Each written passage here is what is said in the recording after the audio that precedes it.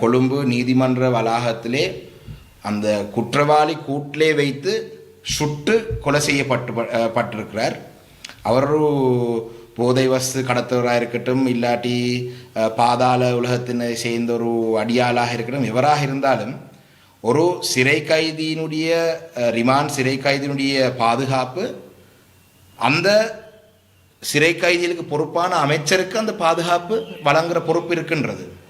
இன்று காலையிலே நான் இலங்கை வரலாறிலே முதலாவது முறையாக ஒரு குற்றவாளி கூண்டிலே ஒருவரை சுட்டு படுகொலை செய்திருக்கிறார்கள். இது ஒரு பாரிய ஒரு ஆபத்தான ஒரு விடயம்.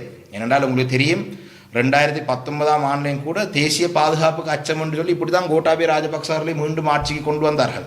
அந்த அரசாங்கத்தினால் அங்கே செயல்திறன் இல்லாத ஒரு அரசாங்கம் என்றதின் அடிப்படையிலே வைத்து இதிலே மிக முக்கியமாக இந்த காணொலிகளை பார்த்தீங்க என்று சொன்னால், இந்த தற்பொழுது நாட்டிலே பிரதி அமைச்சராக, அதாவது பாதுகாப்புக்கான பிரதி அமைச்சராக இருக்கும் நபர் தன்னுடைய தேர்தல் பரப்புற காலப்பகுதியிலே சொன்ன விடயங்கள், அதாவது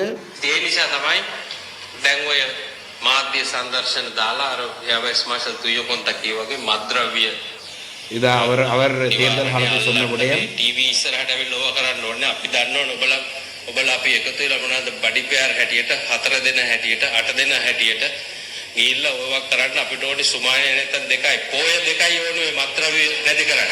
அதாவது 2 பூரண கடந்து போறதுக்கு இடையிலே போதவஸ்தை இந்த நாட்டில இருந்து இல்லாம செய்வோம் என்று சொன்னவர் தான் இன்றைக்கு அருண ஜெயசேகரன் பாதுகாப்பினுடைய பிரதி அமைச்சர். இன்று போதவஸ்தம் இருக்கின்றது. இது சம்பந்தமான சாட்சிகளாக இருக்கக்கூடியவர்கள் படுகொலை செய்யப்படுறார்கள். அவர்களும் குற்றவாளி இருக்கலாம். ஆனால் பெரிய மீனை காட்டி கொடுத்து விடுவார்கள் சொல்லி சின்ன மீனை போட்டு தள்ளுறார்கள். இதான் நாட்டில் நடக்கின்றது. நேற்று தங்காலையிலே ஒரு கஜ்ஜா என்று அழைக்கப்படுறவர் கொல்லப்பட்டிருக்கிறார். அப்போ நாட்டிலே பாதுகாப்பு அமைச்சர் தன்னுடைய கடமையை செய்ய தவறிருக்கின்றார். நாட்டிலே சிறை கைதிகளுக்கு பொறுப்பான அமைச்சர் தன்னுடைய கடமைகளை செய்ய தவறிருக்கின்றார். பாதுகாப்பு அமைச்சர் பிரதி அமைச்சர் தங்களுடைய கடமைகளை செய்ய தவறிருக்கின்றார்கள். அந்த வகையிலே இவர்கள் ஒரு முன்னுதாரணமாக உடனடியாக ராஜினாமா செய்ய வேண்டும். நாட்டு மக்களுக்கு சொல்ல வேண்டும், நாங்கள் தவறை விட்டிருக்கிறோம்.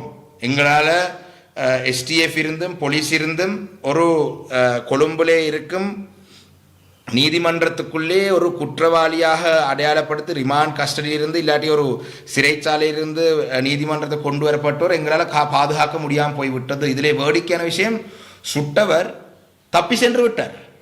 அவர் அழகாக இந்த நீதிமன்றத்திலே ஒரு சட்டத்தரணியாக இருந்து கூட்டிலே வைத்து அவரை சுட்டவர் இன்னும் காணவும் இல்லை.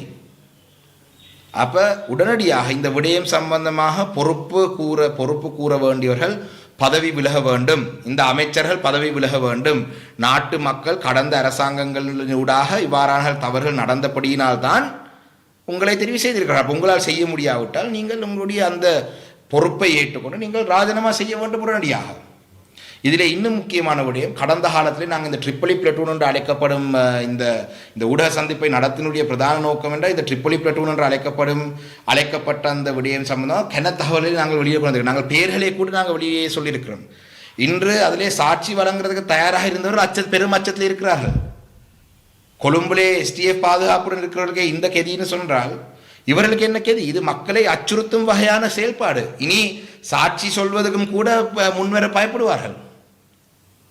கடந்த காலத்திலே காத்தாங்குடி 650 எல்லையிலே சாந்தன் என்ற நபர் எப்படி கொல்லப்பட்டார், அந்த கொலைக்கு பின்னால் யார் இருந்தது, அதில் மனைவி போலீஸில் முறைப்பாடு செய்தது, அது விசாரணை செய்யவில்லை, காத்தாங்குடியிலே சுட்டவர்கள் சிலரை பற்றி இப்படி பல விடயங்களை நாங்கள் பாராளுமன்றத்தில் வெளியிலே சொல்லியிருக்கிறோம்.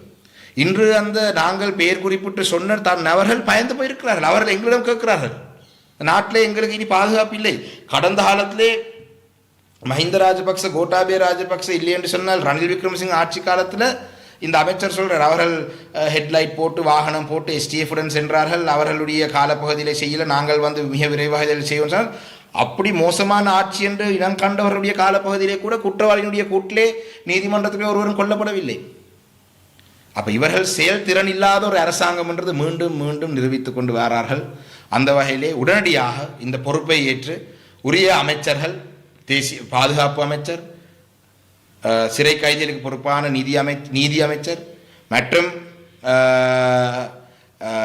பாதுகாப்பு பிரதி அமைச்சர், பொதுமக்கள் பாதுகாப்பு அமைச்சர், இவர்கள் யாராவது ஒருவர் இதுக்கு பொறுப்படுத்து பதவி விலகினால் மட்டும்தான் மக்களுக்கு உங்கள் மீது மீண்டும் இந்த நாட்டிலே பாதுகாப்பு உறுதியாக இருக்கும் என்ற ஒரு நம்பிக்கை, இதை நீங்கள் சீரியஸாக, இதை நீங்கள் ஒரு மிக முக்கியமான ஒரு விடயமாக இதுக்கு ஒரு கரிசனை செலுத்துறீங்க என்ற நம்பிக்கை வருவதாக இருந்தால் நீங்கள் ராஜினாமா செய்யக்கூடியவர்களிடம் உங்களுக்குள்ளே இருந்து நீங்கள் தெரிவு செய்து ஒப்படைக்க வேண்டும் என்றுதான் இந்த ஊடக சந்திப்புடன் சொல்லுகின்றேன். நன்றி.